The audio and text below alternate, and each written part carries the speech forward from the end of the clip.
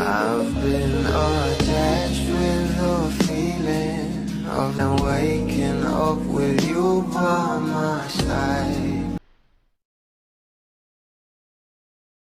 Naman natin na itong tayo sa wakas na movie nga ng ating couple ay talagang itong araw ang last projects nila together sa ngayon.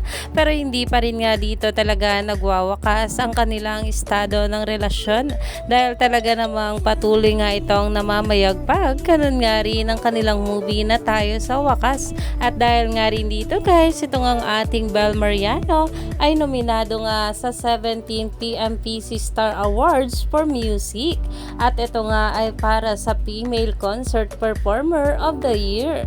Ang believe na kanta nga ng ating Bel Mariano na ayon pa nga guys dito, big congrats to our star pop artist for being nominated in this year's 17 PMPC Star Awards for Music.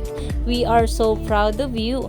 The winners of the 17 PMPC Star Awards for Music will be announced on June 25, 2026. Talaga namang deserve nga ito ng ating Bel, na alam naman natin na talagang nakasuporta nga ang kanyang Donnie Pangilinan sa kanya. At dahil nga rin dito guys, talagang umani nga ito ng maraming komento.